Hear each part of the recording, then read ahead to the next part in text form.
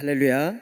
호렙의 귀한 은혜 가운데 오늘 시간도 말씀을 사모하며 주님 전에 오르신 모든 성도님들과 또 영상으로 함께 하시는 모든 분들에게 하나님의 은혜와 평강이 충만하시기를 간절히 축원합니다. 오늘 함께 나누실 말씀의 제목은 불안과 두려움의 치유입니다. 불안과 두려움의 치유. 저는 목회 선교 지원실을 담당하고 있는 권순정 목사입니다. 북왕국 이스라엘에서 우상을 철폐하고 또 회개로 하나님께 돌아오기를 담대하게 선포했던 엘리야. 그는 다른 선지자에 비해서 많은 기적을 행했을 뿐만 아니라 아합 왕 앞에서도 비범한 믿음과 용기를 갖고 담대히 말했던 사람입니다. 또 갈멜산에서 바알신을 섬기는 450명의 거짓 선지자들을 상대로 누가 참된 신인가를 따지는 영적 대결에서 승리했던 사람이었습니다. 그런데 오늘 본문에서는 바알신을 섬기며 엘리야를 괴롭혔던 아합 왕의 부인 이세벨의 말 한마디, 저 엘리야의 생명을 탈취하겠다, 이 말 한마디에 두려워 떨며 광야로 도망하는 엘리야의 무력한 모습을 발견하게 됩니다. 이 이야기 속에서 어떻게 이 위대한 선지자 엘리야가 이렇게 한순간에 무너질 수 있는가 생각할 수도 있습니다. 그런데 다른 시각에서 보면은 엘리야의 마음을 한순간에 무너뜨릴 수 있을 정도로 이 이세벨의 말이 강력했다는 것을 알 수 있습니다. 그의 부정적이고 또 저주스러운 말은 위대한 믿음과 또 기적의 주인공인 엘리야를 무너뜨릴 정도로 힘이 있었다는 것입니다. 사람을 무너뜨리는 것은 어떤 큰 것이 아닙니다. 아주 사소해 보이는 것들, 작은 속상임에 좌절하고 또 넘어질 때가 있습니다. 이러한 것들을 어떻게 잘 다스리고 극복하며 또 마음의 침체와 불안으로부터 주님께서 주시는 위로와 평강을 얻을 수 있을지 오늘 본문 말씀을 함께 나누며 기도의 제목을 얻고자 합니다. 첫 번째는 부정적인 상상력의 지배로부터 벗어나야 한다는 것입니다. 부정적인 상상력의 지배로부터 벗어나야 합니다. 많은 사람들이 이 불안과 두려움을 느끼는 이유는 이 부정적인 상상력의 지배를 받기 때문입니다. 부정적인 상상력은 우리의 행동과 삶에 정말 큰 영향력을 미칩니다. 때때로 상상력은 우리의 감정과 또 창조성에 긍정적인 영향을 미칠 때도 있지만 때로는 부정적인 감정의 늪, 우울과 공허함과 배신감에 빠지게 할 때도 있고 또 잘못된 판단을 내리게 할 때도 있습니다. 오늘 본문에서 엘리야는 이세벨로부터 어떤 눈에 보이는 공격을 받은 것이 아닙니다. 그저 이세벨은 사신을 보내서 내 생명을 빼앗아 가리라, 내 생명을 빼앗아 가리라 말만 전했을 뿐입니다. 어떤 행동을 한 것이 아니었습니다. 그런데 엘리야는 이 말에서 죽을지도 모른다는 부정적인 상상을 하고 불안과 두려움, 심지어 공포까지 느꼈던 것입니다. 우리도 이처럼 이러한 부정적인 상상력에 지배를 받을 때가 있습니다. 그때가 어느 때인가? 첫 번째는 사실보다 느낌이 앞설 때입니다. 우리가 사실보다 느낌이 앞설 때 바른 판단을 하지 못할 때가 있습니다. 그런데 이 느낌이라는 것은 추상적인 것입니다. 추상적인 것이 사실을 압도할 때 판단력이 흐려지고 감정을 통제하지 못할 때가 있습니다. 엘리야는 그 누구보다도 큰 능력을 행한 선지자였지만 그는 이세벨이 주는 이 말 한마디, 공포심 앞에서 자신의 정체성과 자신이 행했던 모든 놀라운 역사들을 잃어버렸습니다. 이러한 두려움과 불안을 느낄 때 엘리야가 선택한 것은 광야로 도망가는 것이었습니다. 그리고 그곳에서 하나님께 자신의 생명을 거두어 달라고 간청합니다. 그가 광야로 도망간 이유는 죽기 위해 간 것이 아니었습니다. 죽음이 두려워서 갔는데 오히려 그곳에서 죽기를 간구하고 있다는 것입니다. 이처럼 느낌을 따르다 보면 사실을 망각하게 되고 무엇이 옳은지 분별하지 못하게 됩니다. 하나님의 뜻이 무엇인지조차 생각하지 못하고 잘못된 판단을 내릴 때가 있다는 것입니다. 또 이 부정적인 상상력의 지배를 받게 될 때 부정적인 것을 과장하게 됩니다. 부정적인 것을 과장하게 됩니다. 사람은 기본적으로 부정적인 정보를 긍정적인 정보보다 더 빨리 받아들이고 또 민감하게 반응한다고 합니다.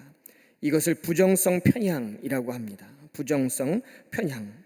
어떤 직장에 신입사원이 오면 또 어떤 새로운 모임에 새로운 사람들 누군가가 들어오면 그 사람에 대한 좋은 이야기보다는 나쁜 이야기, 우려 섞인 목소리가 더 빨리 퍼지게 됩니다. 부정성 편향이라는 것, 부정적인 것을 더 과장하고 또 더 크게 보는 것입니다. 엘리야는 이 이세벨의 위협 가운데 자신이 혼자라고 생각했습니다. 계속 이어지는 말씀, 본문의 19장 14절 말씀을 보면 오직 나만 남았거늘 그들이 내 생명을 빼앗아 찾아 빼앗으려 하나이다. 오직 나만 남았거늘 그들이 내 생명을 찾아 빼앗으려 하나이다 라고 이야기하고 있습니다. 그러나 사실은 바알에게 무릎 꿇지 않은 사람들이 7천 명이나 더 있었습니다. 그는 하나님께서 준비하신 그 많은 사람들보다도 지금 현재 자신이 혼자 있다는 것에 더 무게를 두고 더 비극적으로 생각했던 것입니다. 우리가 때때로 우울해지거나 또 불안과 공포의 지배를 받는 이유는 우리 주변에 있는 이 부정적인 것들을 사실보다도 더 크게, 더 과장해서 생각하기 때문입니다. 물론 우리들의 삶 가운데 이러한 부정적인 것들, 여러 가지 아픔들, 고통과 슬픔, 절망, 이런 것들이 분명히 있는 것이 사실입니다. 그러나 이러한 것들을 너무 과장하면은 우리가 부정적인 상상력의 지배를 받게 된다는 것입니다. 또 세 번째는 누군가를 비난하게 됩니다. 누군가를 비난하게 됩니다. 부정적인 상상력의 지배를 받을 때 우리는 비난할 사람을 찾습니다. 이 일이 누구 때문에 일어난 일이 아닌가? 그 사람 때문에 이렇게 된 것이 아닌가? 그런데 이 비난의 화살이 다른 사람을 향하는 것도 문제지만 비난을 쏟아댈 만한 적당한 상대를 발견하지 못할 때 그 화살이 자기 자신을 향할 때가 있습니다. 자기가 자기 자신을 비난한다는 것입니다. 내가 문제다. 그럼 그렇지. 내가 이렇게 될 줄 알았지. 내가 못난 놈이지. 엘리야는 불안과 공포 가운데 자기 자신에게 비난의 화살을 쏩니다. 오늘 본문 4절에 나는 내 조상들보다 낫지 못하나이다. 나는 내 조상들보다 낫지 못하나이다. 그는 스스로를 다른 사람들과 비교하며 그들보다 못하다고 생각합니다. 스스로를 비난하는 것입니다. 이처럼 사실보다 느낌이 앞서고 또 부정적인 것을 과장하고 자기 자신을 비난하는 것, 이것은 부정적인 상상력에 지배당하기 때문입니다. 우리 삶 가운데 또 우리 주변에 많은 부정적인 것들이 있습니다. 부정적인 느낌, 부정적인 감정, 또 부정적인 결과. 사실 그것들이 문제가 아니라 그것을 우리가 어떻게 대하느냐가 더 중요한 것입니다. 그것을 대하는 방식이 우리들의 믿음을 드러낸다는 것입니다. 그러기에 부정적인 상상력, 이 부정적인 생각이 들 때 우리는 먼저 하나님을 찾고 기도의 자리로 나아가야 할 줄로 믿습니다. 부정적인 상상력에 지배당하는 삶이 아니라 기도로 승리하는 복된 삶이 되시기를 간절히 축원합니다. 두 번째는 기도를 통해 하나님을 발견해야 합니다. 기도를 통해 하나님을 발견해야 합니다. 엘리야는 먼저 이 불안과 공포로 인해서 육신과 심령이 피곤했습니다. 그런데 그때 천사가 주는 음식을 먹고 잠을 자며 기력을 되찾게 됩니다. 그는 호렙에 가기까지 40일 동안 이 불안했던 감정, 여러 가지 두려움들, 무력감, 이러한 감정들을 하나씩 내려놓고 마음이 정화되는 시간을 가졌을 것입니다. 당장 눈앞에 있던 죽음의 위협, 여러 가지 불안, 죽음의 공포에서 점점 멀어지는 것을 경험했던 것입니다. 이 40일은 하나님께 한탄하고 또 기도하며 그의 마음이 치유되는 시간이었습니다. 하나님은 그를 40일간 이 광야에서 인도하시며 그가 다시 새로운 힘을 얻을 수 있도록 훈련시키셨던 것입니다.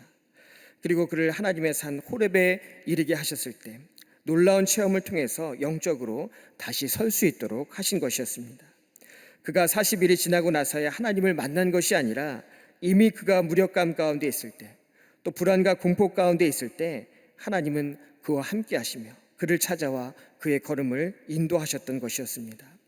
이처럼 하나님은 우리가 어디에 있든지 어떤 상황 가운데 있든지 이미 우리와 함께 하시며 우리에게 응답하고 계신 줄 믿습니다. 그리고 우리의 영적인 눈이 떠질 때 우리와 함께 하셨던 하나님, 지금도 함께하고 계신 하나님, 그 하나님을 발견하게 되는 것입니다. 우리는 고난과 여러 가지 문제를 만날 때 우리의 기도를 돌아봐야 합니다. 어떤 기도를 하고 있는가?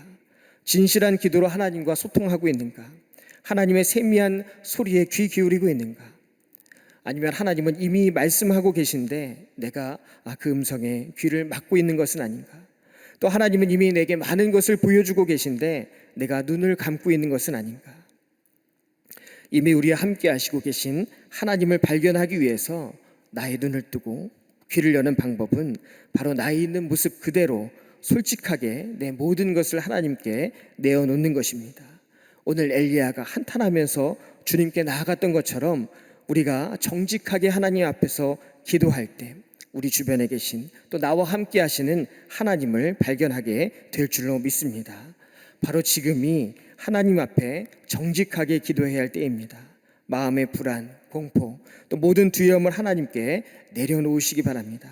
자신을 향해 또 남을 향해 비난의 화살을 쏘던 것을 멈추고 이제는 하나님을 향해서 기도의 화살을 쏘시기 바랍니다. 그럴 때 엘리야가 새로운 힘을 얻은 것처럼 나 자신이 또 우리 가정이 또 우리 교회가 또 우리 사회가 하나님의 치유를 경험하는 복된 은혜가 넘쳐날 줄로 믿습니다. 세 번째는 하나님과 친밀한 관계를 맺어야 합니다. 하나님과 친밀한 관계를 맺어야 합니다. 엘리야는 위대한 하나님의 능력을 체험했습니다. 또 본인 스스로도 하나님의 도구로 쓰임받았음에 놀라워했습니다. 그런데 이세벨의 말 한마디 앞에서 불안과 공포 또 좌절을 경험하게 됩니다. 그런데 엘리야만이 아닙니다. 인간은 누구나 연약합니다. 그래서 때로는 하나님의 크신 역사를 경험한 후에도 우울감이나 좌절감을 겪을 때가 있습니다. 하지만 우리는 그러한 순간에도 실망하지 말고 어떻게 해서든지 하나님과 친밀한 관계를 맺고 또 그 관계를 유지해야 할 줄로 믿습니다. 어느 한순간만이 아니라 매 순간 매 순간 하나님과 가장 가까운 상태에 가장 친밀한 상태에 있어야 한다는 것입니다. 우리가 잘 알고 있는 한때는 설교의 황태자라고 불렸던 영국의 찰스 스펄전 목사님이 계십니다. 그 목사님은 16살에 목사가 되었습니다. 그가 설교할 때마다 수만 명이 모여서 설교를 들었습니다. 그가 목회하는 곳마다 놀라운 부흥의 역사가 일어났습니다. 그러나 그는 평생 알 수 없는 우울함 가운데 살았습니다. 그가 우울했던 이유가 몇 가지 있는데 먼저 유전적으로 삶 가운데 우울증이 있었습니다. 또 먼저 그의 아내가 굉장히 약했기 때문에 늘 우울한 가운데 있었습니다. 또한 자신도 통풍, 관절염, 또 신장염과 같은 여러 가지 지병이 있었습니다. 또 유명한 설교자가 되다 보니 많은 질투와 비난이 있었고 또 인간관계의 배신을 경험했습니다. 지금으로 생각하면 아마도 공황장애 같은 것이 있었던 것 같습니다. 이 일로 인해서 스펄전 목사님은 알 수 없는 우울감에 평생 그 우울감을 안고 살아야만 했습니다. 그런데 이 스펄전 목사님은 훗날 고백하기를 나는 이런 우울증은 내 목회에 도움이 되었다. 나의 이런 우울증은 내 목회에 도움이 되었다고 고백하고 있습니다. 왜냐하면 그가 이 육신의 연약함, 정신적인 연약함으로 인해서 더 하나님을 찾게 되고 성경을 보게 되고 기도하게 되고 또 하나님께 집중할 수 있는 기회가 되었기 때문이라는 것입니다. 그는 우울한 생각이 들 때마다 먼저 말씀을 받습니다. 그리고 하나님을 찾고 하나님께 더 울부짖으며 기도했습니다. 그는 이 우울증 때문에 하나님과 친밀한 삶을 살 수밖에 없었다고 고백하고 있습니다. 그러면서 확신하기를 하나님은 긍휼함으로 우리의 기도를 듣고 계신다. 하나님은 긍휼함으로 우리의 기도를 듣고 계신다. 내 가장 가까이에서 가장 친밀한 모습으로 내가 읊조리는 그 기도를 듣고 계신다는 것입니다. 하나님의 우리의 기도를 듣고 계시다는 것, 이것이 바로 기도의 이유가 되고 또 우리에게 소망이 되는 줄로 믿습니다. 이것은 막연한 기대가 아닙니다. 우리 그날의 큰 일을 보리라. 그날의 큰 일을 보리라. 하나님의 분명한 약속이며 확실한 응답인 줄 믿습니다. 그러기에 항상 하나님을 가까이하며 친밀함으로 하나님과 소통해야 하는 것인 줄 믿습니다. 신학자인 칼 바르트는 우리의 신앙을 통해 하나님의 자녀가 되고 우리의 신앙을 통해 하나님의 자녀가 되고 또 복종을 통해 하나님의 종이 되고 복종을 통해 하나님의 종이 되고 또 기도를 통해 하나님의 친구가 된다. 기도를 통해 하나님의 친구가 된다라고 말했습니다. 기도는 하나님과 우리의 관계성을 말해줍니다. 기도할 때 우리는 하나님과 친구의 관계가 됩니다. 모든 것을 털어놓고 이야기할 수 있는 가장 가까운 관계가 바로 친구입니다. 하나님과 친구가 된다는 것은 세상에서 가장 강력한 분, 가장 강한 분과 친구가 된다는 것입니다. 이 엘리야는 광야길을 걸으며 하나님의 위로를 경험했고 마침내 호렙산에 올라가서 하나님의 음성을 듣고 신비를 체험했습니다. 그리고 다시 사명을 받고 또 예언자의 사명을 감당하게 됩니다. 이처럼 하나님과 친밀한 관계를 유지할 때 위로를 받을 뿐만 아니라 새로운 사명을 얻게 됩니다. 살아있을 이유와 또 살아있음의 의미를 깨닫게 되는 것입니다. 모든 어려움들, 우리 삶 가운데 알 수 없는 안개와 같은 일들, 오히려 그것들 통해서 하나님을 찾고 하나님을 더 가까이 해야 할 줄로 믿습니다. 모든 안개가 거친 후에 주님이 지금까지 나와 함께 하셨다는 것, 또 지금 현재도 나와 함께하고 계신다는 것, 또 앞으로도 함께 하실 것이라는 확신 가운데 모든 절망과 두려움을 이기게 되는 놀라운 역사가 우리 삶 가운데 넘쳐나게 될 줄로 믿습니다. 기도하겠습니다. 사랑의 주님, 오늘도 주님의 말씀으로 새 힘을 주시고 능력을 주심에 감사를 드립니다. 우리의 치유자가 되신 주님, 우리가 어떠한 절망 가운데서도 주님을 찾게 하여 주시옵시고 절망 중에서도 소망으로 승리하는 복된 삶이 되게 하여 주시옵소서. 모든 것 주님께 맡기며 살아계신 우리 주 예수 그리스도의 이름으로 간절히 기도하옵나이다. 아멘.